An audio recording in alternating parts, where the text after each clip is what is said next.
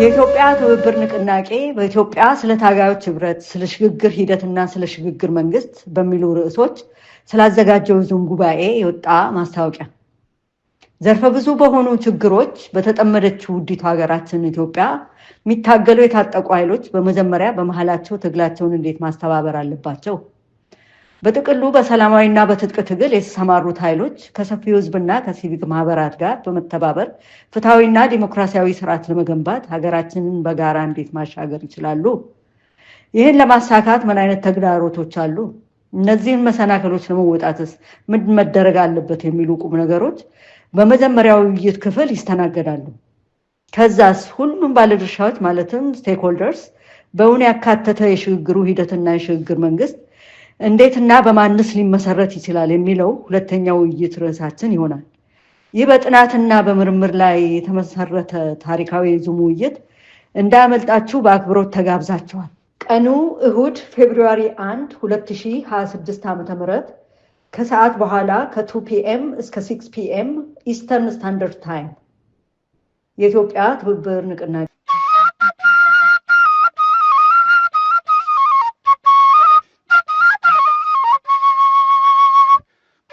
ሰላም ጤና ይስጥልን ተመልካቾቻችን፣ እንደምን ዋላችሁ እንደምን አመሻችሁ። ከአንከር ሚዲያ ዝግጅት ክፍል የአክብሮት ሰላምታችንን እናቀርባለን። በትግራይ አካባቢ ያለው ውጥረት እየበረታ እንደመጣ ይነገራል። እዛ አካባቢ ያለው ቀውስን በተመለከተ የተለያዩ መረጃዎች እየወጡ ነው። ማኖ ተንኳሹ፣ ከጀርባው ያለው ኃይል አሰላለፉንና ሌሎች ጉዳዮችን በተመለከተ መረጃዎች በተሰባጠረ መልኩ በመውጣት ላይ ይገኛሉ።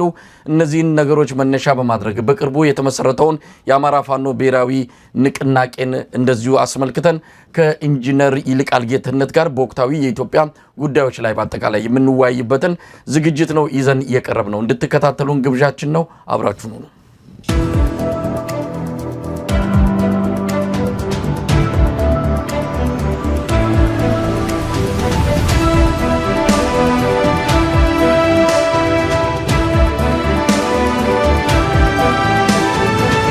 ጤና ይስጥልን ኢንጂነር ይልቃል። መሳይ እንደምን አለህ? እንደምን ሰነበትክ? እንዴት ሰነበትክ? ደህና ነው ወይ? ብዙ ጉዳዮችን ይዤ ነው የመጣሁት ዛሬ።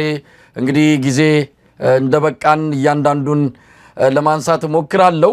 ከየትኛው እንደምጀምር አላቅም። ያው በቅርብ ጊዜ ወዲህ የፋኖ አንድነት በተመለከተ እንግዳ ለማደርጋቸው ሰዎች የማቀርበውን ጥያቄ ነው ላንተም የማቀርበው። እንዴት አየኸው? ፋኖ አንድ መሆኑን አረጋግጧል፣ አስመስክሯል። እንግዲህ 12ኛ 13ኛ ቀናችን ላይ እንገኛለን። ይሄንን የአንድነት ዜና ከሰማን እንደው ብዙ ሰዎች ብዙ ብለዋል። አንተ ምንድን ያልከው? ሲጠበቅ የነበረ አንተም በዚህ ጉዳይ ላይ ብዙ ነገሮችን ሐሳብ ስትሰጥበት ስለነበረ እይታን ብንጋራው ደስ ይለናል። መሳይ ጥሩ ነው። በድጋሜ ስለጋበዝከኝ አመሰግናለሁ። እንዳየው እንግዲህ የፋኖ የአንድነት ምስረታ አንድ ትልቅ ታሪካዊ ክስተቱ ነው። በፈረንጆቹ 2026 ዓመተ ምህረት እውን ሆኗል እና ይሄም የሆነው ደግሞ በኢትዮጵያ ትልቅ ሃይማኖታዊ በዓል በነበረው የጥምቀት በዓለት ነው ይፋ የተደረገው። ስለዚህ እነዚህ ነገሮች ሁሉ በጣም ላንድማርክ የሚባል ነገር ነው የሆነው። ምክንያቱም በተደጋጋሚ ስንለው እንደነበረው አገራችን የፖለቲካ ባህል አንተም የምታውቀው ነው። በቦጫጨቅ መለያየት ጥቂት ቡድኖች ላይ ይጀምሩታል። ከዛ በኋላ መሬት ሳይዝ ተከፋፍሎ ጊዜ ሳይፈጅ ያበቃል።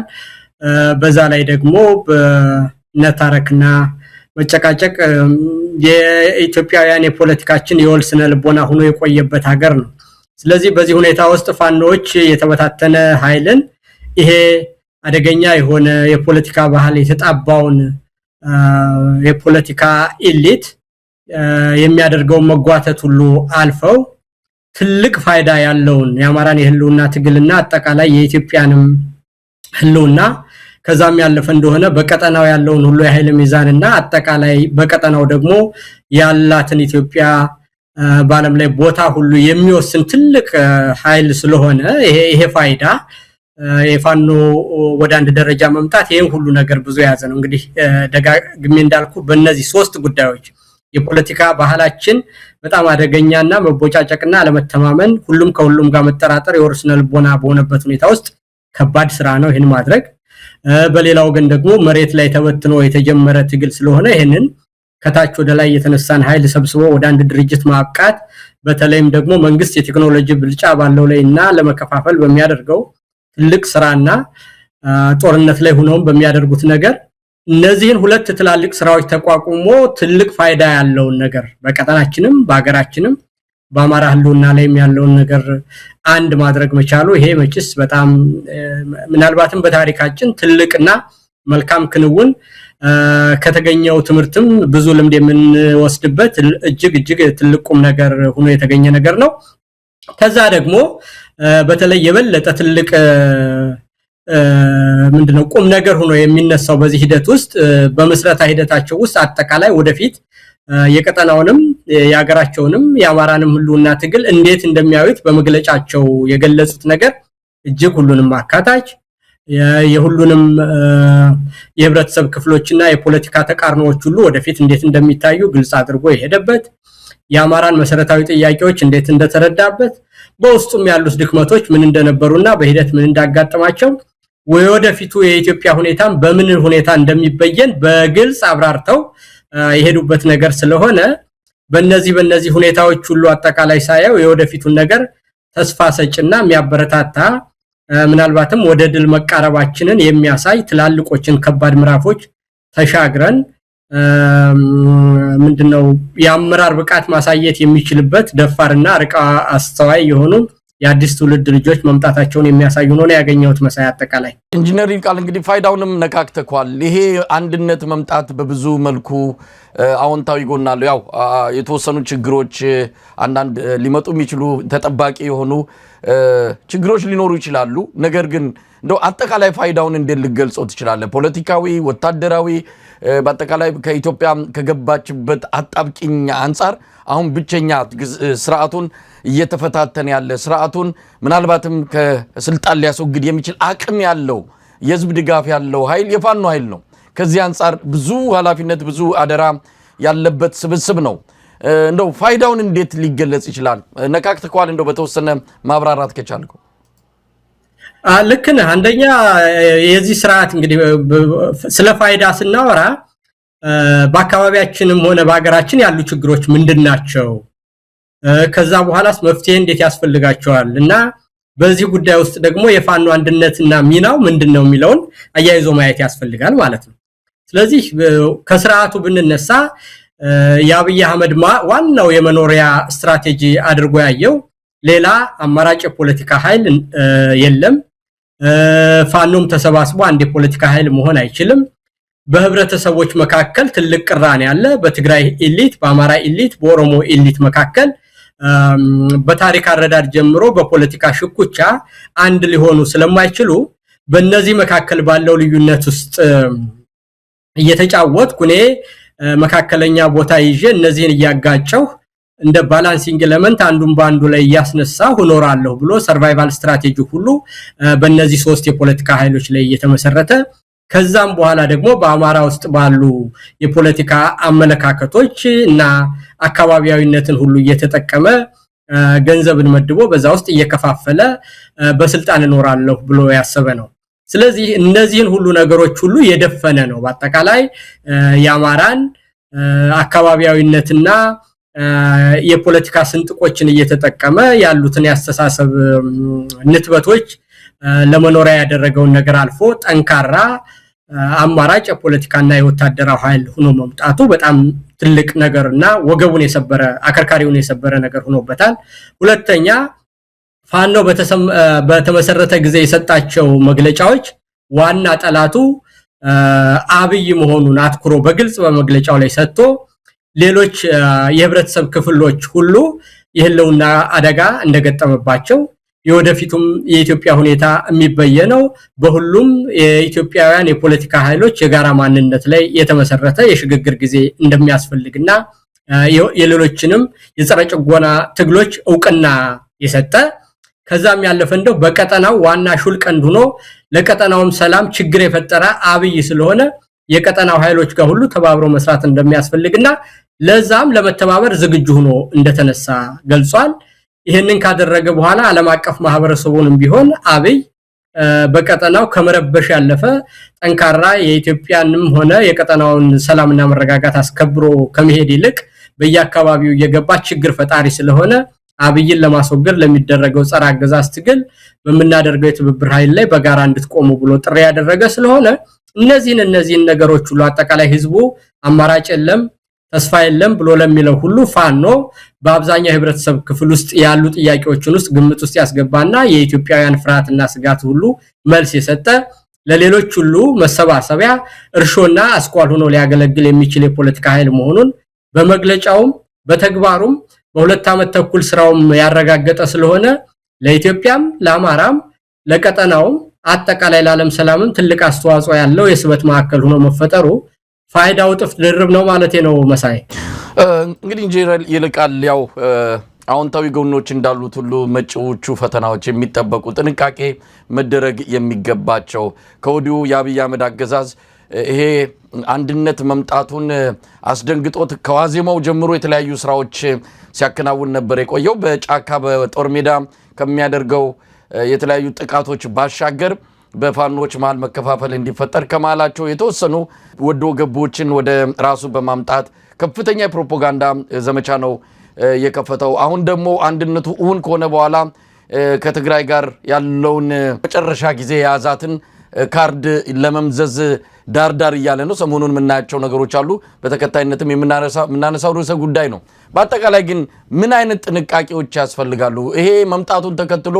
ለሚመጡ የተለያዩ ውዥንብሮችም ሆነ ክፍተቶች ፋኖች ምን መዘጋጀት አለባቸው ከህብረተሰቡስ እንግዲህ አንድነት ሲጠብቅ የነበረው በዋናነት ጫና ሲፈጥርም የነበረው ማህበረሰቡ ነው ህዝቡ ነው ሰራዊቱም ነው እኛም ጭምር በተለያዩ በልኩ ያለን ባለድርሻ አካላት ከዚህ ትግል ጋር የተያይዘን ብዙ ጫና ስንፈጥር ነበርና ከኛ እስከ ሁላችን ምን የሚጠበቅ ነገር አለ ይሄ የአንድነት ምስረታ ግቡን መጥቶ ኢትዮጵያን በአጠቃላይ ነፃ እስኪያወጣ እንግዲህ አጠቃላይ ሂደቶችን በቁስልና በትናንሽ ነገሮች አብይ ቀደም እንዳልነው መጀመሪያ ሲያደርጋቸው የነበረውን የፋኖ አንድነትም ሆነ በኢትዮጵያ ውስጥ ያሉት የፖለቲካ ኃይሎች እንዳይሰባሰቡ አድርጌ በዛ ውስጥ ኖራለሁ ስንጥቆችን እየተጠቀምኩ ያንን ስንጥቅ የበለጠ ገደል እየፈጠርኩና እያሰፋው እኖራለሁ ብሎ ያሰበው ነገር ዛሬ ብቻ የተጀመረ አይደለም በመደናገጥም ሊቀጥል ይችላል ግን የነበሩ ናቸው አንደኛ በአማራ በራሱ ውስጥ ያሉትን ትናንሽ ልዩነቶች በላባዮችን ይዞ እየከፋፈለ በዛ ውስጥ መሸጦችን እያስገባ መደለያ እየሰጠ ትናንሽ ሴንሴሽናል የሆኑ ብዙ ርቅ የማይሄዱና ያልታሰበባቸው ያልታኘኩ አስተሳሰቦችን ነገር ግን በቅርብ ሲታዩ ስስና መልካም የሚመስሉ አጀንዳዎችን እያነሳ ለማደናገር ጥረት ማድረጉ አይቀርም ለምሳሌ የወልቃይትን ጉዳይ ሊያነሳ ይፈልጋል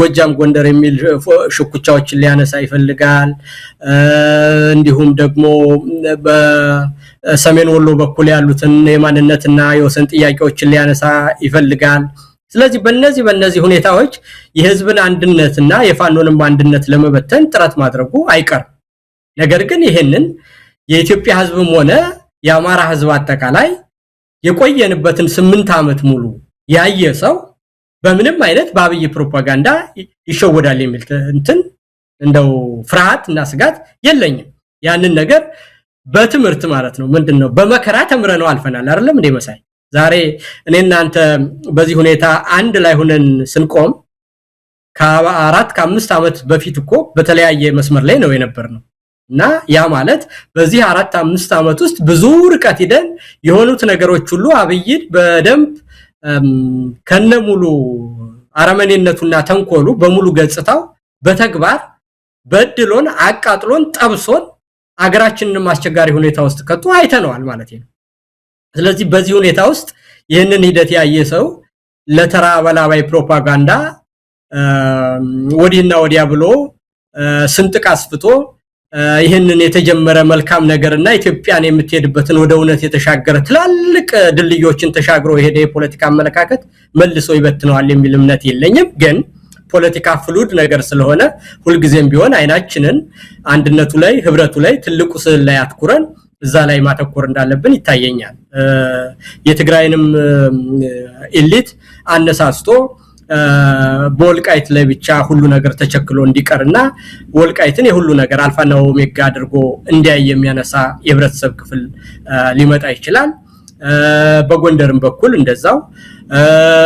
ስለዚህ ሌሎችንም ሰዎች በእነዚህ አይነት ኢሚዲየት የሆኑ አርቀው የማያስቡና ትናንሽ የሆኑ ነገሮችን እያነሳ ለመከፋፈል ጥረት ማድረጉ አይቀርም። ነገር ግን እነዚህ ሁሉ ነገሮች ካየናቸው አብይ ለመኖር የሚጠቀምባቸው ሰርቫይቫል ስትራቴጂዎች እንጂ በአጠቃላይ የኢትዮጵያንም ሆነ በኢትዮጵያ ውስጥ ያሉ የህብረተሰብ ክፍል ጥያቄዎችን ሁሉ እንደ መኖሪያ መጠቀሚያ ያደረገ እንጂ መፍትሄ እንደማይሰጣቸው በአብይ ዘመን አይተናል። እንደውም ዋና የልዩነት ስንጥቅ ማስፊያ አድርጎ ሲጠቀምባቸው እንደኖረ አይተናል።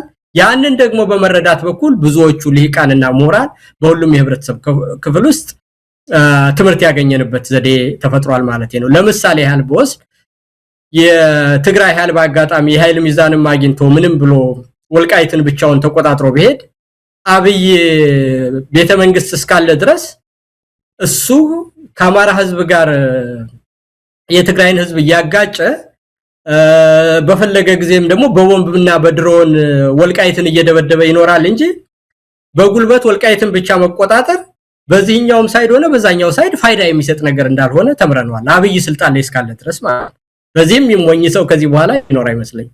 በሌላ አነጋገር አብይን ከዛ ቦታ ካልነቀል ነው በስተቀር የፕሪቶሪያ ስምምነቱንም እኮ ደርበብ አድርጎ የተወኮ አሁን ህዋት ሊመጣብኝ ነው የሚልኮ ህዋትን ታጥቆ እንዲኖር ያደረገው እኮ በግልጽ እንነጋገር ከተባለ አብይ ነው።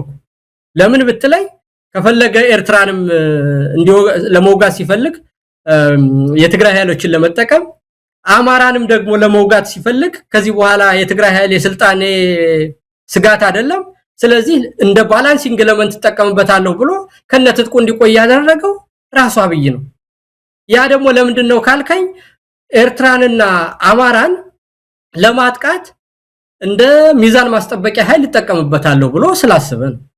ያንን ግን አንድ ለትግራይ ኃይሎች ክሬዲት ሊሰጣቸው የሚገባና በግልጽ መታወቅ ያለበት መጥፎ በሆኑ ጊዜ ባስቸገሩን ጊዜ እስካሁን ባለችው ሰዓት ድረስ ታግለናቸዋል መሳይ ምንም ጥያቄ የለውም አይደለም ኋቶችን።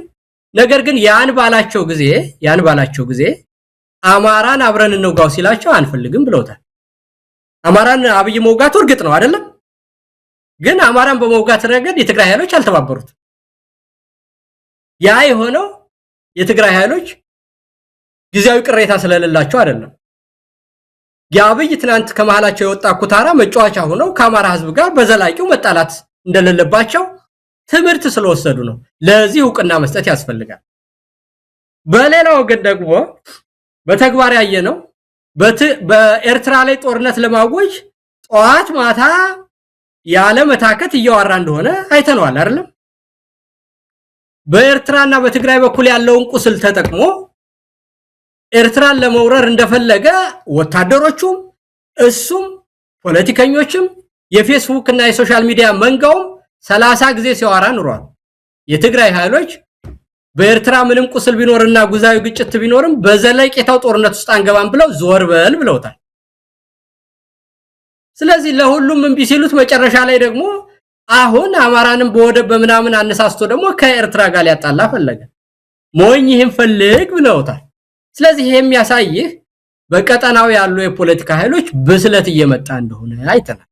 በኦሮሚያን በኩል ያለውን ኃይል ኦሮሞን መደበቂያ አድርጎ ሊኖር የነበረውን ነገር ሁሉ እነታየ ደንዳ ትልቅ መስዋዕትነት ከፍለው ደመጣጭና በሰው ደም የምትቀልድ አረመኔ መሆንን ተረድተናል ብለው ወጥተዋል። ሌሎችም የኦሮሚያ የፖለቲካ ኃይሎች ሆኑ በአደባባይ ይወጡ የአብይ መንግስት እስካለ ድረስ ኦሮሞን መደበቂያ አድርጎ አጠቃላይ ሀገራችንንም ሆነ የኦሮሞን ህዝብ ጥቃት ላይ ሊጥል ስለሆነ ከዚህ ውስጥ የለንበትም ብለው በአደባባይ መናገር ጀምረዋል። ይሄንንም ደግሞ ዋና መኖሪያ አድርጎ ስንጥቅ እንደሚያደርግ ኦኤልኤ ቅርብ ጊዜ ወጥቶ መግለጫ ሰጥቶበታል። 3 የብልጽግና መኖሪያዎች ብሎ። ስለዚህ ይሄ በአጠቃላይ ኃይሎች ሁሉ እየተባበሩ ስለመጡ ይሄ ደግሞ የሚያሳየን ኢትዮጵያውያን ስጋት ሳይኖርባቸው የነዚህ የፖለቲካ ኃይሎችን ትብብርና ጸረ አብይ እንቅስቃሴ ሁሉ በሙሉ ልቡ መደገፍ ብቻ ነው ያለበት። ሌላ ምርጫ የለውም። በአብይ ምን እንደኖረብን አይተናል። ሰው በጅምላ ሲቀበር አላየሁም አልሰማሁም። ቤተክርስቲያን በአደባባይ ሲቃጠል አላየሁም አልሰማሁም። ከዛ ይልቅ የፕሪቶሪያን ስምምነት ሁሉ በቃ ትቼዋለሁ አለና ትግራይን ሸምቅቆ ለመኖርና እንደውም የፕሪቶሪያ ስምምነት ፕሪቶሪያን የማያውቁ ሰዎች ሁሉ ማላገጫ አረጉት። ፕሪቶሪያ የተፈራረሙት ሰዎች ጻድቃንም ጌታቸው ምን የጋነ ያሉ ስለዚህ ፕሪቶሪያ አትበሉ ብሎ በፕሪቶሪያ የተስማማውን ሁሉ ህዋትንም ተግባሩ እንዲፈጽም ምንም ሳይጠይቅ እሱም ሆን ብሎ በግጭት ውስጥና በውጥረት ውስጥ ለመኖር ብሎ ያደረገው ነገር የፕሪቶሪያን ስምምነት ሁሉ እንዳይፈጸም ያደረገው አብይ መሆኑን ነው። ይሄንን ደግሞ በተግባር ሌላ ምንም ማረጋገጫ ያስፈልግም። ፕሪቶሪያ ላይ የተፈራረሙት ሰዎች በሙሉ አዲስ አበባ ናቸው ከኔ ጋር ናቸው። ስለዚህ ፕሪቶሪያ የሚባል ነገር የለም ብሎ የፕሪቶሪያን ስምምነት ሁሉ በአደባባይ የጣሰውና ወደፊት ለሚፈጠረው ግጭት ሁሉ ተጠያቂው አብይ መሆኑን ማወቅና ትናንሽ ጊዜያዊ የሆኑ ነገሮችን ሁሉ መርሳት ያስፈልጋል። ይሄ የሚያደርገውን ፕሮፓጋንዳ 2 ዓመት ሙሉ የተሰራና የታገልነው ነገር ነው። ስለዚህ በምንም አይነት ይሄ ህዋት ሊመጣብህ ነው ፋኖ የግብጽና የሻቢያ ተላላኪ ሆኗል ምናምን የሚል ይሄ የደረቀ ፕሮፓጋንዳ አብይ ለግብጽም ይሁን ለሻቢያም ይሁን ለህዋትም ይሁን ያልሰጠው ነገር ምንም ነገር ስለሌለና በሱ ውስጥ የሚጠቀም ነገር እንደሌለ በግልጽና በተግባር ስላየ ጸረ አብይ የሚደረገውን ትግል ሁሉ በሙሉ ልብ መደገፍና ከትናንሽ ጊዜያዊ ስሜት የሚያነሳሱ ስሜት ቀስቃሽ የሆኑ ነገሮች ሁሉ ርቆ ህዝቡ አይኑን ጸረ አገዛዝ ትግል ላይ ማተኮር አለበት። ይሄ ደግሞ የሚዲያ አካላትን እናንተን ሁሉ እኛንም የሚጨምር ነገር ይሆናል ብዬ አስባለሁ። መሳይ እንደው ኢንጂነር ይልቃል ይሄ ሰሞንኛም ጉዳይ ስለሆነ በተለይም ጠለምት ላይ ተጀመረ የተባለው ግጭት አሁን የብልጽግና ዲጂታል ሚዲያው ሰሞኑን እቺን 4 ቀን ከዚህ ውጪ አጀንዳ የላቸውም ሰፊ የሆነ ቅስቀሳ ነው ያደረጉ ያሉት። ቀደም ተከተሉን እንደው አንድ ባንድ ተመልክተና አስተያየት መስጠት ብንችል የበለጠ ለተመልካቾች ነገሮችን ግልጽ ያደርጋል። ጥርት ይያለ የመጣ ጉዳይም ስለሆነ ነው። ፋኖን ጎትቶ ወደ ጦርነቱ ለማስገባት ህዋትንም እንደዚሁ ጎትቶ ወደ ጦርነቱ ለማስገባት በአብይ አህመድ በኩል የተለያዩ እንቅስቃሴዎች ቅድመ ዝግጅቶች ሲደረጉ ነበረ። በተለይ የፋኖ አንድነት መምጣት ደግሞ ይህንን ነገር እንዲያፋጥነው አድርጎታል። ሰሞኑን የተከሰቱትን አንዳንድ ነገሮች ማንሳቱ በቂ ነው። አብይ አህመድ ወደ ትግራይ የሚደረግን በረራ በሙሉ እንዲቆም አድርጓል። በትግራይ ዳግም ከበባ እንዲፈጸም በተለይም የሸቀጦች ፍሰት እንዳይኖር የተለያዩ መሰረታዊ እነዚህ አገልግሎቶች እንዳይቀርቡ የባንክን ጨምሮ ሌሎች አገልግሎቶች እንዲቋረጡና እንዲስተጓጎሉ እያደረገ ነው። የትግራይ ህዝብ ተቆጥቶ ወደ ግጭት ውስጥ እንዲገባ በተለይም ደግሞ የወልቃይትንና የራያን የጠገዴን ጠለምትን ጉዳይ የሞትና ሽረት አድርጎ የትግራይ ህዝብ ተመልክቶ ከአማራ ህዝብ ጋር እንዲጋጭ በአብይ አህመድ በኩል ከፍተኛ የሆነ ቅስቀሳ እየተደረገ ነው። በተለይ የፋኖን አንድነት ለማፍረስ እንግዲህ በተለየ ሁኔታ መመልከትም ካለብን ፋኖች ምን አይነት አቋም መውሰድ አለባቸው? ፋኖች የታሉ?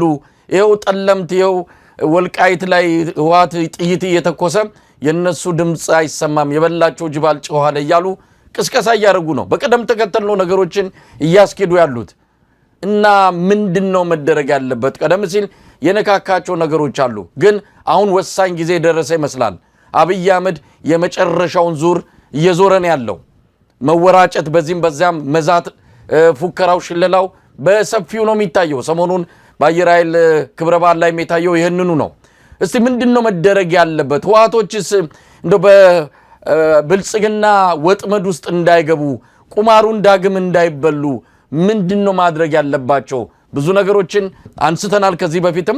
ምናልባት አሁን የተለየ ነገር ላይኖር ይችላል። አብይ አህመድ ግን ካርዷን ስቧታል። ኢንጂነር ይልቃል ይሳበው በካርዱ እሱ ይቃጠልበታል መሳይ። አሁን ከዚህ በኋላ ምንም ነገር የለም። ትላልቁን ገደሎች ሁሉ ተሻግረነዋል። አሁን ወደፊት የሚታየኝን የእውነቱን ለመናገር ተስፋ ነው። ወልቃይትን መኖሪያ እንዳደረገው እኮ በግልጽ ነው። እስቲ አሁን አንተ ከፈለገ ቆይ እስቲ በፕሪቶሪያ ስምምነት መሰረት የወልቃይትን ጉዳይ ለምንድን ነው የማይፈታውስ?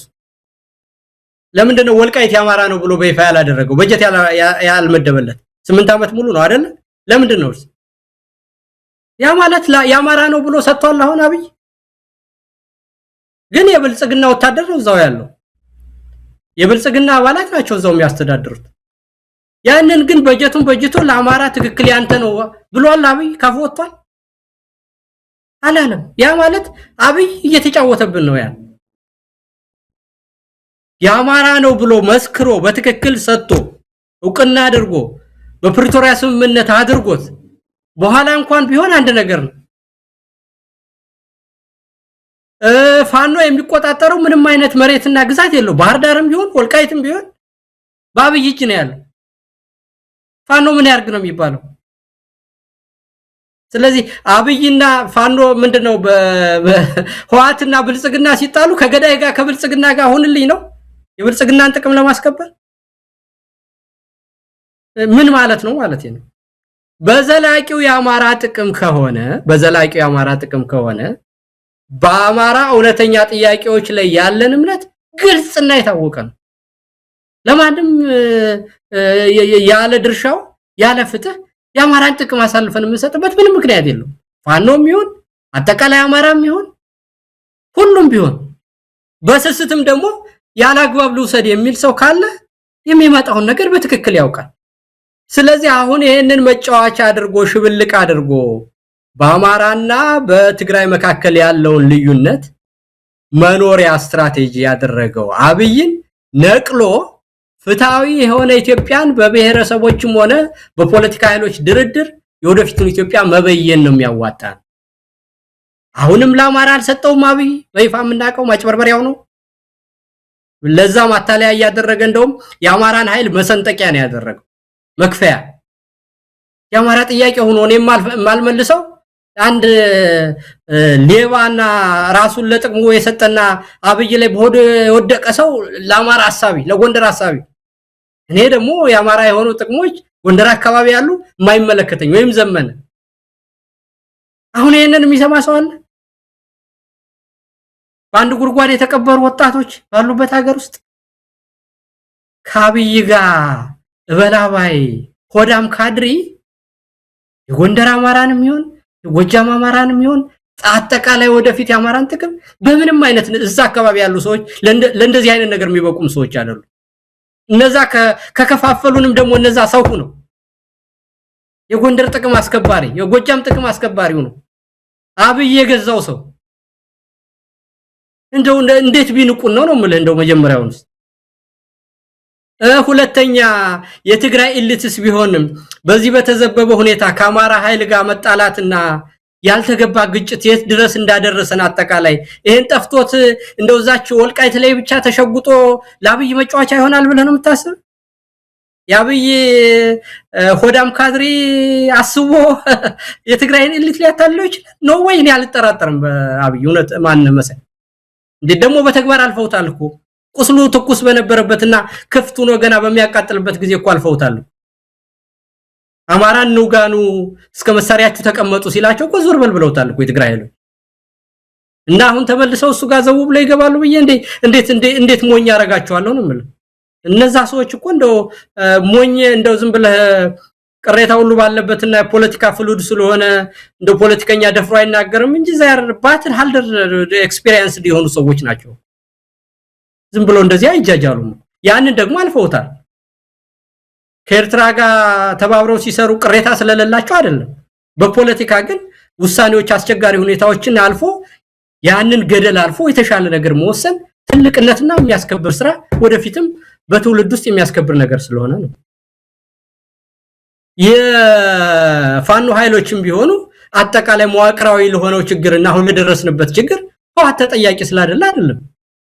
ግን ይሄንን አልፈን ወደፊት መሄድ የምንችልበት መንገድ ካለ መሪነት ማለት በዚህ አስቸጋሪ ሁኔታ ውስጥ አልፎ መልካም ነገር ማምጣት እንጂ ባለፈ ቁስል ውስጥ እያለቀሱ መኖር እንደማይሆን አውቀው ጎበዝ፣ ደፋር፣ አርቆ አስተዋይ መወሰን የሚችሉ የፋኖ አመራሮች ስለመጡልን ይሄንን ታዲያ በላባይ ካድሬና በሆዶ የወደቀ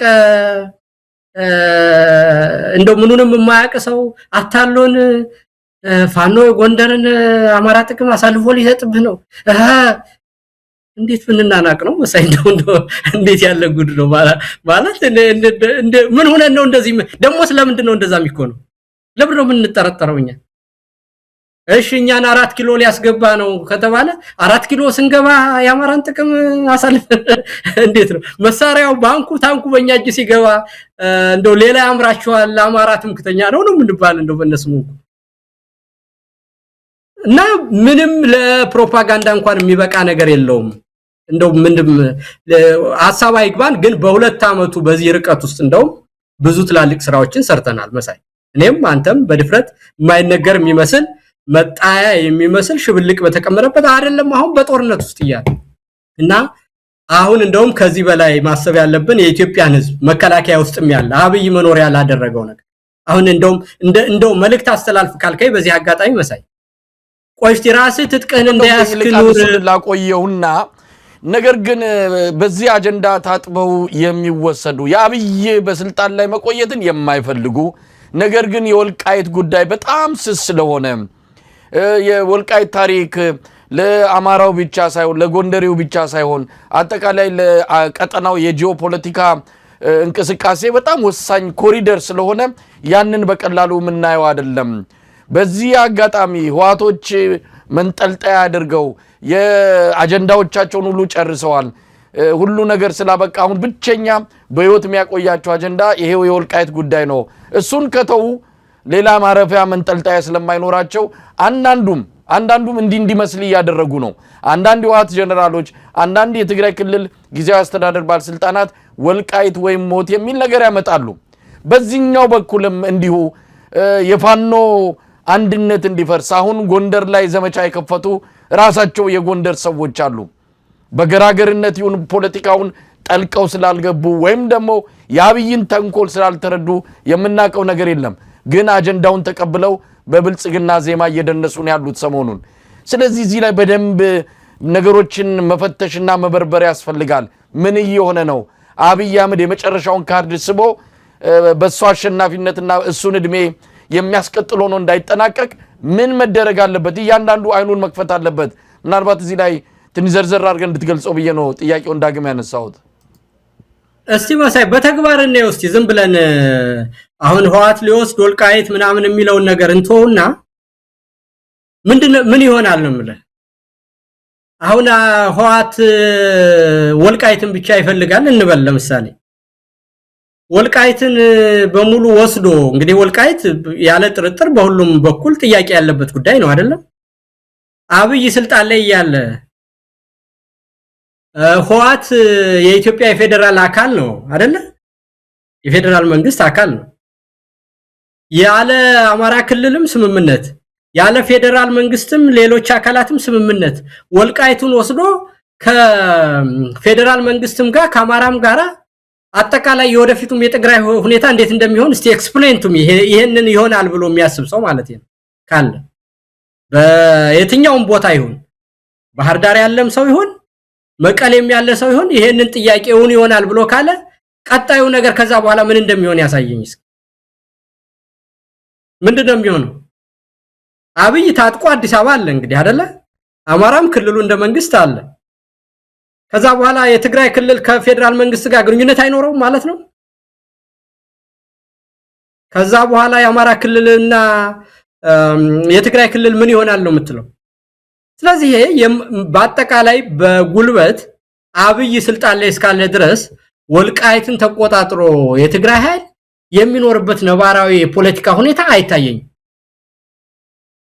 መገንጠልስ ቢሆን አጠቃላይ ከኢትዮጵያ ህዝብ ጋር በሙሉ ተጣልቶ መሬት ወስዶ ነው መገንጠል የሚችለው የትግራይ ህዝብ ከዛ በኋላ ዘላለም ጦርነት መቆየት ነው ከኢትዮጵያ ጋር የሚሆነው ስለዚህ ያንን ወልቃይትን ብቻ የማያዝ ነገር አሁን ለአብይ ሽብልቅ የተጠቀመበት ስለሆነ አብይ እስካለ ድረስ የወልቃይትም ችግር አይፈታም የኢትዮጵያ ችግርም አይፈታም በትግራይ ውስጥ በኩልም ያለ ይሆን በአማራ በኩል ያለ መፍትሄ ያገኝም ያንን መጫወቻ ነው ያደረገው ስለዚህ መጫወቻ ያደረገውን ሰው የብድግ አርገ አባረ ማት አይነት ሞዳሊቲስ ተስማምተው ኢትዮጵያውያን እዛ አካባቢ የሚኖሩት ምንም ሳያውቁት የሚኖሩበት መንገድና ሁኔታ ማንንም ሳያሸንፍ ማንንም ጋር ለህግ ሳይጋባ ኢትዮጵያውያን በሚገባ ተስማምተው ተከባብረው ተዋደው ለምን እንደተጣሉ እንኳን ሳያውቁት በሚጸጽታቸው ሁኔታ መኖር የሚችልበት ፕላትፎርም ይፈጥራል ምንም አሳብ አይግባ ያ ከሆነ ደግሞ አሁን ዋናው ነገር መሆን ያለበት ይሄንን በህዝብ መካከል ያሉ ሽብልቆችን እየተጠቀመ መኖሪያ ያደረገ ህዝብን በህዝብ እያጋጨ ቀጠናውን እያመሰ አማራንም እርስ በርሱ ስንጥቅ እየፈለገ የሚያወራውን ነገር በየጊዜው ደጋግመናል። አሁን አላወራው ምን እንደተናገረ በጎንደርና በጎጃም መካከል ጎንደር እንዳይለማ የከለከለኝ ባህር ዳር ነው እያለ በቤተ ክርስቲያን ላይ የሚያደርገውን ነገር በሸዋ በወሎ መካከል የሚፈጥረውን ነገር በሰሜን ወሎና በደቡብ ወሎ መካከል የሚፈጥረውን ነገር አብይን እናውቀዋል። በአገውና በተቀረው የአማራ ክፍል መካከል የሚፈጥረውን ስንጥቅ የሚናገረውን ነገር አይተናል። በአማራና በትግራይ በኩል ኤርትራን ከትግራይ ለማዋጋት ደቡብ ኢትዮጵያ እንዴት አድርጎ እንደሰነጣጠቀው አይተናል። ስለዚህ ኦሮሞን ከአማራ ጋር አጣልቶ የኦሮሞ መንግስት ለማድረግ የሄደበትን ርቀት አውቀናል። ይሄን ሁሉ ማትና ጦርነት ኢኮኖሚያችንንም ፖለቲካችንንም አጠቃላይ በቀጠናው ያለውን ሰላምና መረጋጋትም ሁሉንም ነገር ያሳጣንና የችግራችን ሁሉ ምንጭና አናት 4 ኪሎ ያለው ብልጽግና የሚባል ቡድን ነው። ስለዚህ ይሄንን ለማባረር የሚደረግን አንድነት በሙሉ ትብብር ማድረግ በተቀናጀ ሁኔታ መራመድና ለትናንሽ ተራ ያብይ የፖለቲካ ግርግር በየትኛውም በኩል ያሉ የፖለቲካ ኃይሎች የኦሮሞ የፖለቲካ ኃይሎች አሁን አንድ ዘራፊና ሌባ ስብስብ ኤሊት መፍጠር ነው አላማቸው ወይስ የኦሮሞን መሰረታዊ ጥቅሞችና ፍላጎቶች በሀገሩ ላይ ተከብሮ እንዲኖር ማድረግ? ይሄንን የኦሮሞ መንግስት ነው መንግስታችሁን ሊወር ሰሜን መጣላችሁ ምናምን ሲላችሁ የኦሮሞ ህዝብ ኢትዮጵያ ሀገሩ ናት። በሀገሩ ውስጥ ደግሞ የቡድን መብቱንም ሆነ የግል መብቱን በሀገሩ ላይ ተከብሮለት ያሉት መሰረታዊ ጥያቄዎች እንዲኖሩ ያስፈልጋል እንጂ አንድ ዘራፊ ኤሊትና እበላባይ ሜዲዮከር 4 ኪሎ ማስቀመጥ ነው የኦሮሞ ህዝብ ትግል አላማ። ስለዚህ ይሄንን የኦሮሞ መንግስት ነው እያለ የሚያታልለውንም የኦሮሞ ልሂቃን በቃ ሊሉት ያስፈልጋል። ብዙ ሰው ነቅቷል። አብይን በማባረር ላይ ምንም ማወላወል የለባቸው። የትግራይ ኃይሎችም ያሉ ስንጥቆችና ትናንሽ የሚመስሉ ነገሮች ብዙ ፈተና አልፈዋል። አሁን በሂደቱም ተምረውበታል። እነዚህ ጥያቄዎች ሁሉ ቀላል የሚሆኑበት መሃል ላይ የፈጠሩት ራሳቸው የፈጠሩት ብልጽግና የሚባል በእነሱም ስተት ጭምር የበለጠ ኃላፊነት አለባቸው የትግራይ ኃይሎች። በእነሱ ድክመት ውስጥ ነው ብልጽግና የተፈጠረው። ስለዚህ ብልጽግናን ማስወገድና የኢትዮጵያንም ህዝብ የትግራይንም ህዝብ በሰፊው መካስ የሚቻለው አንዳንድ የወሰን ጥያቄዎችና ትናንሽ ቂሞችን በማወራረድ ሳይሆን መሰረታዊ የሆነውን ችግር ካናቱ መፍታት ሲቻል እንደሆነ ማወቅ ያስፈልጋል። በአማራ በኩልም ያለው ነገር እንደው ከየት መጥቶ ነው ዝም ብለን መጠራጠር የጀመርን ማለት ነው። አሁን እስቲ እንደው እኔን አስበኝና መሳይ የጎንደር የሆነውን ጥቅም ወይም ያማራ እነሱ የሚሉትን ማለት ነው እኔ እንዲህ ስለው ራሱ ይቀፈኛል። እኔ እንዴት ነው አሳልፍ የምሰጥ እስቲ እና እኔ ተጠርጣሪ ሆንኩ። እንደው ግሩም ደሞስና እኔን ጠርጥሮ አብይና ምን ሆነው ጎጃምን ጠርጥረ ነው የጎንደርን ጥቅም ታስከብረው? እንደው በፖለቲካስ እንደው የጉድ አይደለም ወይ? የአማራ የተሰባሰቡ ኃይሎችን ሁሉ ጠላት የጎንደርን ጥቅም አሳልፈው የሚሰጡ ፋኖች ከዛ ደግሞ ማነው የሚያድነን? ከትግራይም ተጣልቶ አብይ የሚባል ወላባ ነው። አሁን የፖለቲካ ነው መሳይ እንደው በእውነት እና ይሄንን አምኖ የሚሄድ የአማራ ኤሊት ካለ ሰው ነው ትለዋለህ መሳይ? እንደው ይሄ ያታለለና ኢንጂነር ይልቃል። አሁን እንግዲህ እኔም አንተም ነገሮችን በደንብ እየተረዳን ስላለን የአብይ አህመድን ተንኮል ከትላንት ተምረን ነው። እውነት ለመናገር አንዳንድ ሰዎች ራሳቸው ላይ በራሳቸው ማፈር የሚገባቸው ናቸው። ትላንት ይሄን ሁሉ መከራ ያመጣ ትላንት በምንድነው በኮንቪውስና ኮንቪንስ ነው እያለ ያንን በደንብ ቁማሩን በልተን መጣን እያለ ሌላ ቁማር ሌላ ካርታ ሌላ ካርድ ሲስብ አሁንም ጥርጣሬ ውስጥ የሚገባ ሰው መኖሩን ሳስብ አንዳንድ ጊዜ በጣም ነው የሚደንቀኝ። አሁን ሰሞኑን አብይ የሚያደርጋቸው ሌላ ነገር መተውና ያደረጋቸውን ነገሮች ብቻ ቀጣጥለን ብናይ ተመሳሳይ ቁማር ለመብላት ነው የመጣው። ተመሳሳይ ማታለል ነው ይዞ የመጣው። ይሄንን እንኳን ነክቶ ግድየለም እረፍ ብሎ ከነጻነት ኃይሎች ጋር ከሚመጣው ኃይል ጋር ለመሰለፍ ሳይሆን በአብይ ወጥመድ ውስጥ መግባት የሚፈልግ ቁጥሩ ቀላል አይደለም። እንደው እንደ መረጃ ለተመልካቾችም ለመስጠት ነው። አሁን ራያ ላይ ሰራዊቱን በሙሉ አውጥቶ ቆቦ አደረገ። ካላማጣ አውጥቶ ለምንድን ነው እንደዚህ የሚያደርገው? ጠለምት ላይ ኑና ግቡ ብሎ መንገድ እየጠረገ ካስገባ በኋላ ነው ተኩስ የከፈተባቸው። ለወረራ መጡ ብሎ ጋብዞ የጠራው እሱ ተኩስም የሚከፍተው ራሱ ብልጽግና የሆነበት ሁኔታ ነው የተፈጠረው። እነዚህ ነገሮች አይተን ምንድነው መደረግ ያለበት? አብይን እንተወው ግን እዛው እርስ በእርስ የሚደረግ ፍትጊያ መኖር የለበትም የሚለውን እንደው በደንብ አስምሮ ማለፍ መግለጽ የሚያስፈልግ ይመስለኛል። በሌላ በኩል እንደው ኢንጂነር ይልቃል አብይ ከዚህ በኋላ ምን ካርድ ቀረው? እንግዲህ ወልቃይት የመጨረሻዋ እድሜውን ልታስቀጥል የምትችል ሰሜን ላይ ያንን ጦርነት ያንን የእርስ በርስ ፍጥጫ ካላፈነዳው መሃል ስልጣኔን አጣለው ብሎ እርግጠኛ ሆኗል። ፕላን ቢ የሚባለውን ኢትዮጵያን መምራት ካልቻልኩኝ ኦሮሚያን ገንጥዬ ሁለተኛውን እቅዴን ተግባራዊ ያደርጋለሁ የሚለው አብይ የኋላ ኪስ የተቀመጠ እቅድ አለ። ምናልባት እሱን ሊመዝ ይችል ይሆን? ምክንያቱም ይሄ መጨረሻ ካርዱ ነው። የወልቃይት ካርድ ከተቃጠለ ከዚህ በኋላ አብይ መንጠልጣያ የማይኖረውምና ምን ሊፈጠር ይችላል? አይ በነገር ላይ እሱን አውርቷል አብይ። ባለኝ መረጃ ልንገርህ አብይ ያው የተለመደውን ባለጊዜዎችን ሰብስቦ ያወራው ነገር አለ። አሁን ቅርብ ጊዜ ሰማሁት ማለት እና ያደረገው ምን እናደርግ ብሎ ስብሰባ አድርጓል። የተለያዩ አካላት ጥያቄ ጠይቀውታል። በአንዳንድ መልኩ ለምንድነው የምንጋጨው? በሰላም መፍትሄኛ በድንበር በምን የተለየ ቅርርብ የለን ከትግራይ ጋርና ለምን እንጣላለን ብለው የኦሮሞ ኃይሎች ሁሉ ይህን ጥያቄ ለአብይ አቅርበውለታል። እና በሰላም ማይፈታው ለምንድነው ሲሉት እናንተ አታውቁም፣ አሁን እነሱ መሬቱን ቢሰጣቸው አይመለሱም፣ ስርዓቱን ማፍረስ ነው የሚፈልጉት። ስለዚህ ዋናው ያለብን አማራጭ እሱን ማሸነፍ ነው እንጂ ያንን በሰላም መፍታት ችግሩን ስለማያቆም መዋጋት ብቻ ነው አማራጫችን ብሎ ነው መልስ የሰጣቸው የኦሮሞ ፖለቲከኞችን ሰብስበው። በዛው ውስጥ መገንጠልን ሁሉ እንደ ምክንያት አውርተዋል። ግን ይሄ የማይረባ ነገር እንደሆነና የኦሮሞ ህዝብ ከኢትዮጵያ ጋር ያለውን አጠቃላይ ግንኙነትና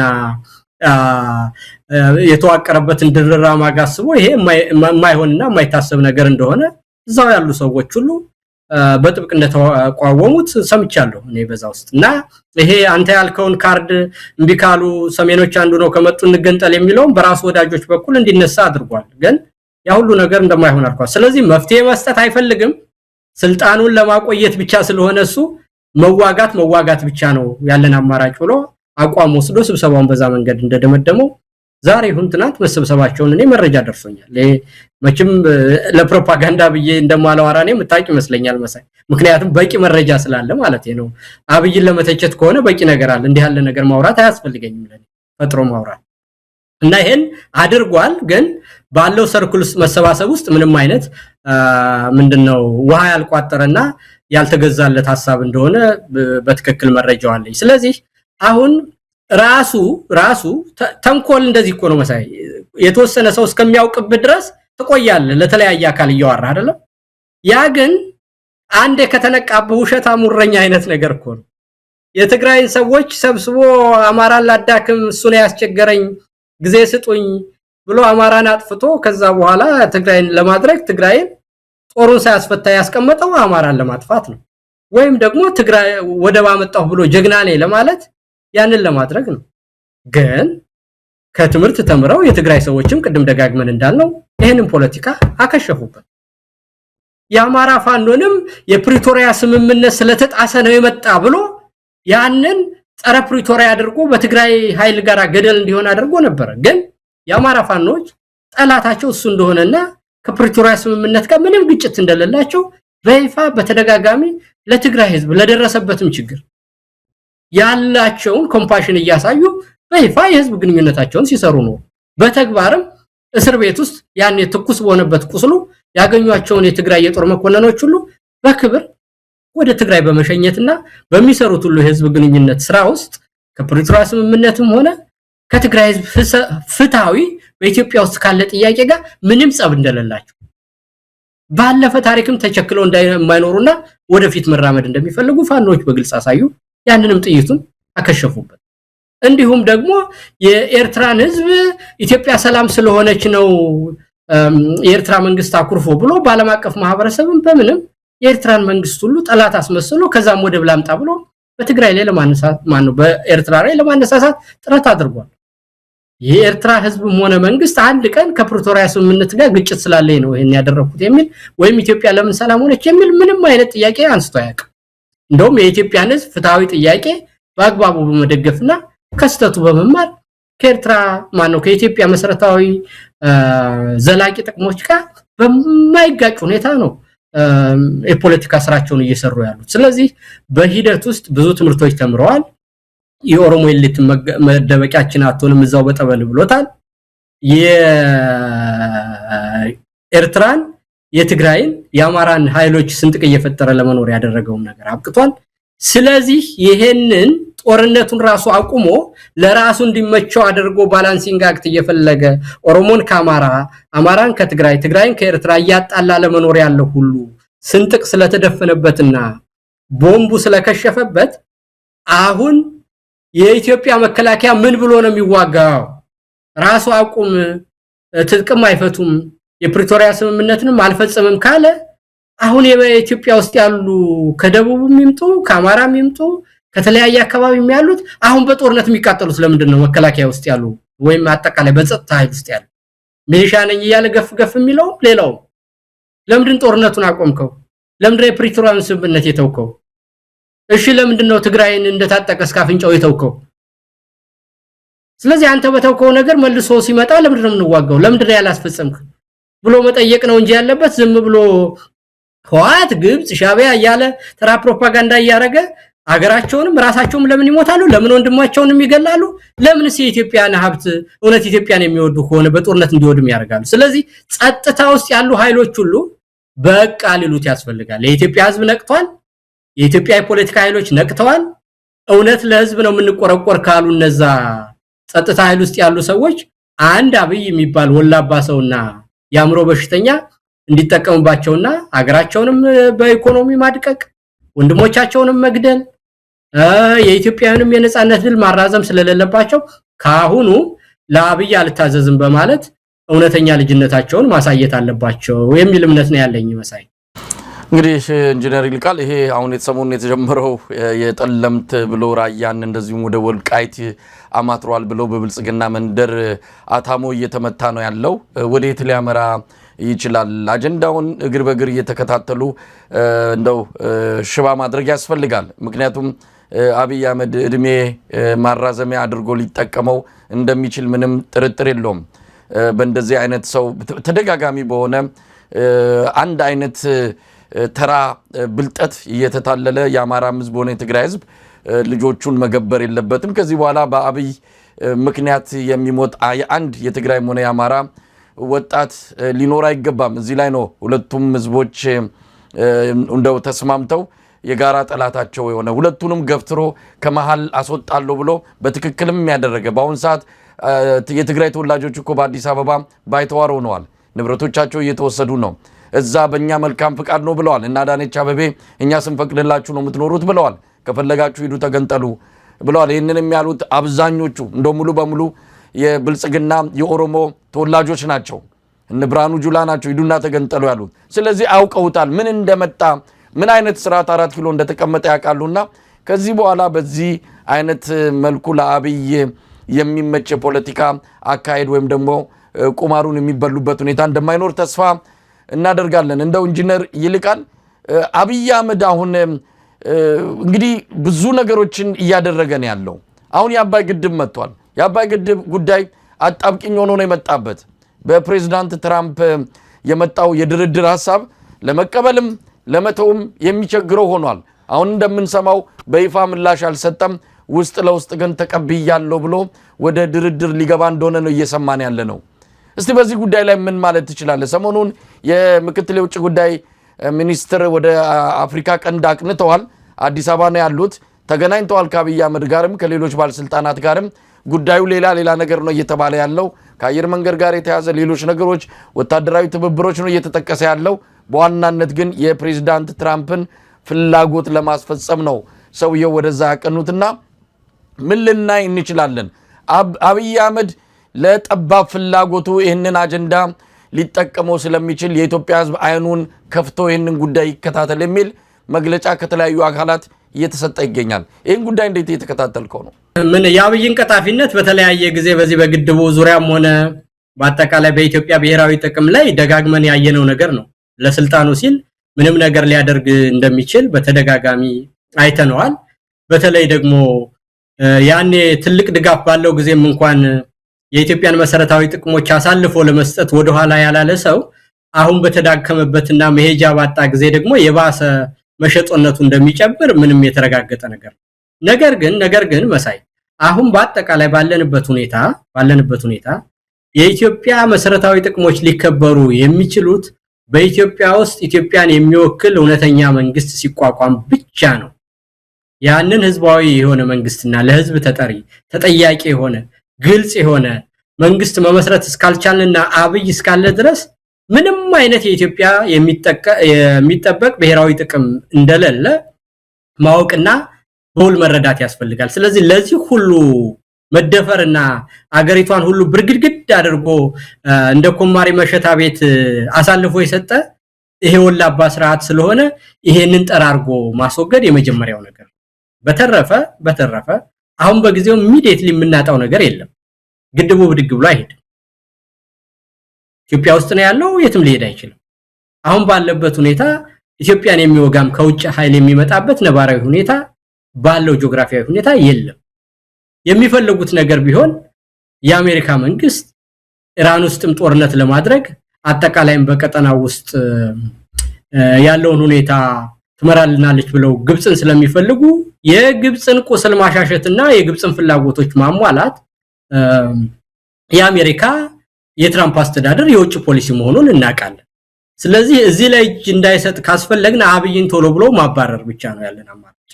ሌላ ምንም ወዲህና ወዲህ የሚባል ነገር የለውም። በተረፈ ግን ኢሚዲየትሊ የሚመጣ ነገርና አብይ ጋር በመቆም የምናስቀረው ምንም ነገር የለም።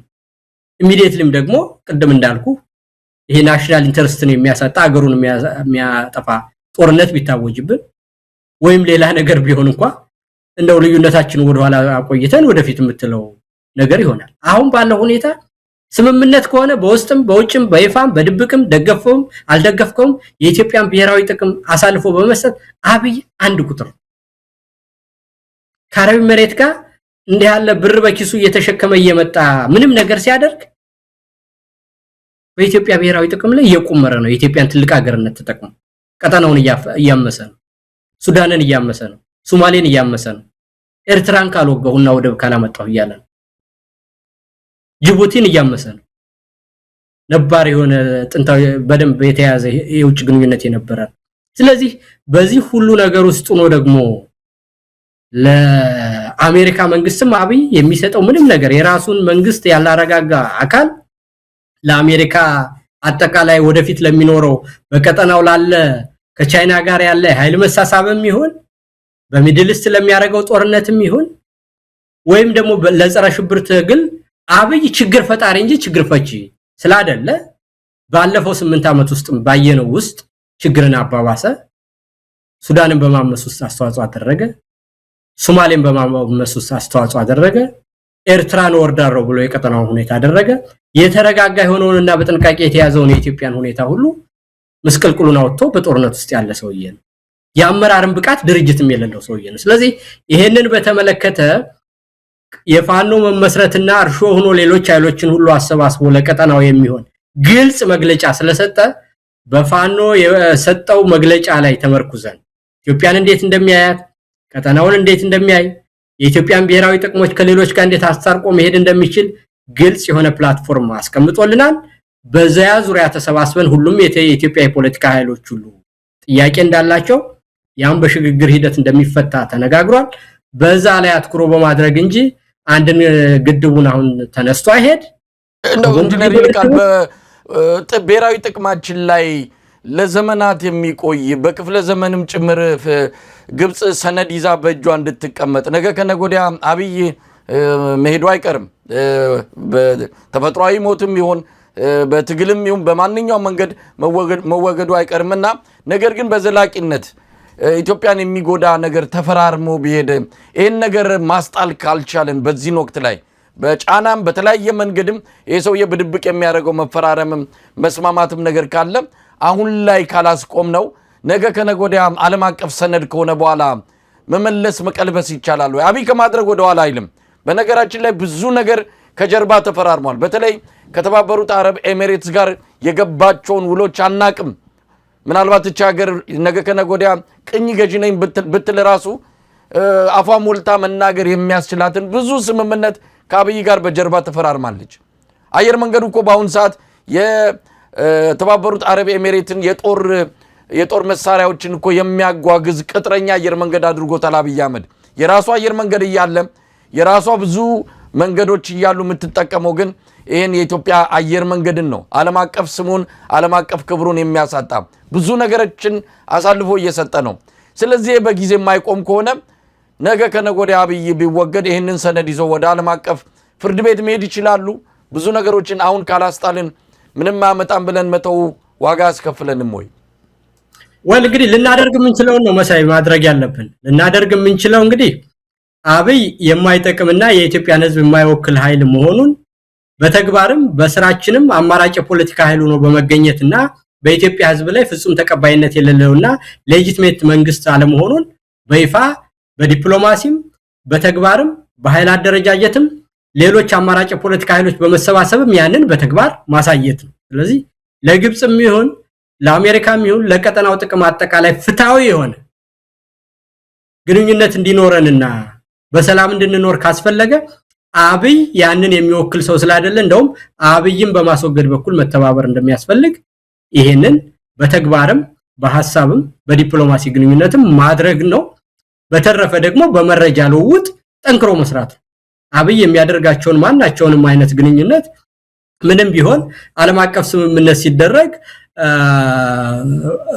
ፓርላማው ራቲፋይ ማድረግ አለበት፣ ማጽደቅ አለበትና እንደዛ አይነት ነገሮች ሲደረጉ ደግሞ ፓርላማ ውስጥ ያሉ ሰዎች ሁሉ በድብቅም ሆነ በተለየ ሁኔታ እንዳይደረግ ጠንክረው መታገል ነው ያለባቸው። ከዛ በተረፈ ግን ዓለም አቀፍ ህግና ዓለም አቀፍ ፓርላማው ብዙ እኮ ነገሮች ሲደረጉ ኢትዮጵያን ብዙ ነገሮችን አብይ አህመድ ሲያከናውን እኮ ምን አገባችሁ ተብለው ምንም ማድረግ ሳይችሉ ቁጭ ያሉ ናቸውና በፓርላማ ውስጥ እንደው እምነት ይኖራል ወይ?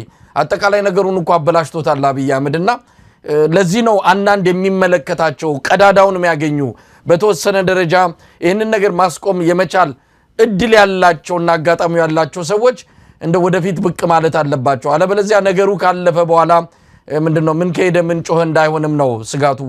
ለምሳሌ እሱ ሁሉ ብዙ ወደዛ ውስጥ ገብተህ አታስደኝ። ኢንተርናሽናሉ አሁን የት ድረስ እንደሄደ የምናውቀው ነገር ነውና ኢንተርናሽናል ሪሌሽን እና ኢንተርናሽናል ነው የሚሰራበት መንገድ አሁን በዓለም ላይ ከቲዮሪ አልፈን በተግባር እንዴት እንደሆነ ያየንበት ሁኔታና ብዙ አስቂ ነገር ያለበት ስለሆነ ኢትዮጵያውያን ችግሮቻችንን በይፋ ተነጋግረን የምንገርና አማራጭ ፖለቲካ ኃይል ሆነን እስከመጣን ድረስ አብይ በድብቅ የሚያደርገው ነገርና ኢትዮጵያን ሳይወክል የሚደረግ ነገር ሁሉ ምንም ማሳብ አይግባ።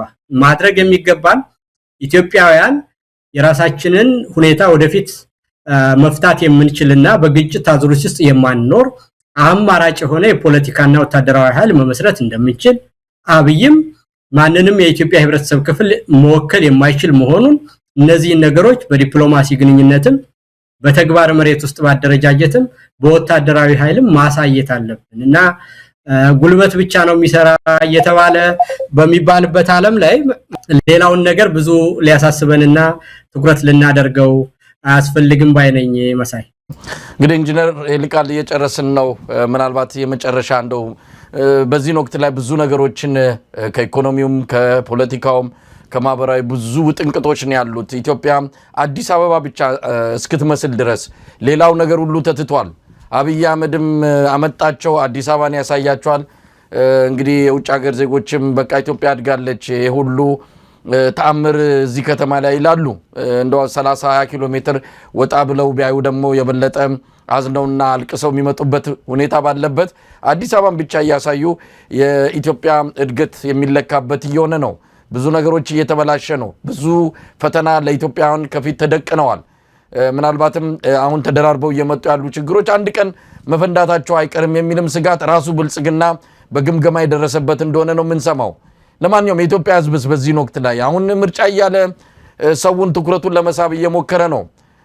የሰው ፍላጎት ይታወቃል። አፕታይቱ ተቆልፏል። እንኳን በምርጫ በምንም የስርዓት ከትግል ውጪ ሊለወጥ የማይችል እንዳልሆነ በደንብ የተረዳበት እንደሆነ ነው የሚታመነው። ለማንኛውም እንደ ማጠቃለያ ምን ትላለህ? ብዙ ነገሮችን ብናነሳና ብንዋይ ጥሩ ነበር፣ ግን ሁሉንም የሚጠቀልል ቁልፍ የሆነ ነገር ስለተናገርክ ጊዜ ላለማባከል ሌሎች ዝርዝር ነገሮች ውስጥ አልገባም። ለማንኛውም እንደማጠቃለያ ምን ትላለህ? አመሰግናለሁ ማሳይ። በድጋሚ እንግዲህ የአብይን ስርዓት በተግባሩም አይተነዋል። በአንዳንድ ጉዳዮች በዚህ ሀገር ቋንቋ ይሄ ኮላቦሬቲንግ ኢነሚ ነው የሚባለው ራሱ የሚሰራው ስራዎች መልሶ ወደ ራሱ ግር እየተኮሰ የኛንም ነገር ፌቨር የሚያደርግ ነው። እየተጎዳ ቢሆንም ህዝባችን በተግባሩ ግን ዓለምም እንዲያቀው የኢትዮጵያ ህዝብም እንዲያቀው የቀጠናውም የፖለቲካ ኃይሎች እንዲያውቁት በራሱ ላይ የሚተኩስ ደካማ በመሆኑ ያደረጋቸው ነገሮች ሁሉ ያንን ለማየት እድል የሰጠን ስለሆነ በተግባሩ ያንን አይተናል። ስለዚህ ከኢትዮጵያ አጠቃላይ ሁሉም ክፍል አለመቆጣጠሩ አንድም በራሱ የድክመት መሸምቀቅ፣ ሌላም ደግሞ የፖለቲካ ኃይሎች እየተአገሉት ስለመጡ ነው። አንተን የመሰለ ሁሉ እውነት መስሎ የደገፍከው ሰው መጀመሪያ አጠቃላይ እርግፍ አድርጎ ትቶት ያ ሁሉ ኃይል አጌንስሱ እንዲቆም ያደረገና በራሱ ጊዜ ክደቱ በውስጥ ጓደኞቹም ድርጅቱንም የበላ ደጋፊውንም የበላ የተነሳበትን የህብረተሰብ ማህበረሰብ ሁሉ የበላ በቀጠና ሁሉ ያገኘውን ሁሉ በአለም ላይ ሁሉ ያገኘውን እድል ቆራርጦ የበላና በክደቱ ብቻውን ራቁቱን የቀረ ስርዓት ነው ያለው። ስለዚህ የቀጠናው ኃይሎች ጸረ አብይ አገዛዙን በሙሉ ተግባራቸው አሁን እየተቃወሙት እንደሆነና ጸረ አብዩ ነው እንደተደራጁ ይታወቃል። የኢትዮጵያውያን ኃይሎች ሁሉ ተባብረው በአንድነት እየመጡና ስለወደፊቱ እያሰቡና ልዩነታቸውን አክብረው በጋራ በሚያረጋቸው ስራ ላይ መስራት እንደፈለጉ በግልጽ እየታዩ መጥተዋል። ትናንሽ ጉዳዮችንና ገደሎችን ጊዜያዊ ነገሮችን አልፈን ተሻግረን ሄደናል። ስለዚህ የኢትዮጵያ ህዝብ አሁን ነገሮች ሁሉ የሚለወጡት በስራና በትግል ስለሆነ በአንድ ልብ አድርጎ ጸረ አብይ ትግል ላይ በደቡብ ኢትዮጵያ የደረሰውን ከሰነጣጥቆ እንዴት እንዳደረገን አይተናል። በኦሮሚያ እንዴት አድርጎ እንደተጫወተበትና የፖለቲካ ኃይሉን ሁሉ እንዴት እንዳዳከመው አይተናል። አማራን ያን ሁሉ ደግፎት እንዴት መጫወቻ እንዳደረገው፣ የኢትዮጵያውያን ኃይል የሚባለውን እንዴት አድርጎ እንደካደው፣ ኤርትራን እንዴት እንደካደ፣ ኢህአዴግን እንዴት እንደካደ ያየነው ነው። ይሄንን የክደት ስርዓት ይሄ ሁሉ ኃይል 8 ዓመት መከራ አድርገን አገራችንንም ጎድተን ራሳችንንም ተጎድተን በተግባር የተማርነው ነገር ስለሆነ በተግባር የተማርንበትን ነገር በከንቱ ምኞት ማባከን ስለሌለብን ሁላችንም አንዱ ነን። ይሄንን ስርዓት በመጥፊያው ሰዓት ላይ ስለምንገኝ ከመፈራራትና ከመጠራጠር ወተን መፈራራት መጠራጠር የወልስነ ልቦናችንና ድክመታችን እንጂ ዕውቀት አይደለም። ህወሓት እንዲህ ነበር፣ ኤርትራ እንዲህ ነበር፣ አማራ እንዲህ ሊመጣብህ ነው፣ ኦሮሞ እንዲህ ሊሆን ነው። ይሄ የተለመደ ወሬ ነው። ጉብዝና፣ ችሎታ፣ ብቃት ማለት እነዚህን ችግሮች እንዴት እንለፋቸው፣ ስትራቴጂካሊ እንዴት እንድናስብ፣ በፍትሃዊ ሁኔታ የፖለቲካ ጥቅሞቻችንና ግጭቶቻችንን እንዴት አስታርቀን ወደፊት እንራመድ፣ ከዛ በኋላ ስርዓት አበጅተን የጨዋታ ህግ አበጅተን እየተፎካከርን እየተወዳደር ሀገራችንን ማስከብረን አባቶቻችንን ማስከብረን በቀጠናው መልካም ኃይሉን ተከብረን የምንኖርበትን ሁኔታ ለመስረት ጊዜው አሁን ስለሆነ በአንድ ልብ ወደ አንድ አቅጣጫ ወደ ጸረ አብይ አገዛዝ ትግል ሁሉም አትኩሮ መስራት አለብን ነው ምለው። መሳይ በጣም ነው ማመሰግነው ኢንጂነር ይልቃል ጌትነት። እንግዲህ በወቅታዊ የኢትዮጵያ ጉዳዮች ላይ ያደረግነው ቆይታ ይህንን ይመስላል። በጣም ነው ማመሰግነው። እግዚአብሔር ይስጥልኝ። መልካም ጊዜ። አመሰግናለሁ መሳይ። በጣም እግዚአብሔር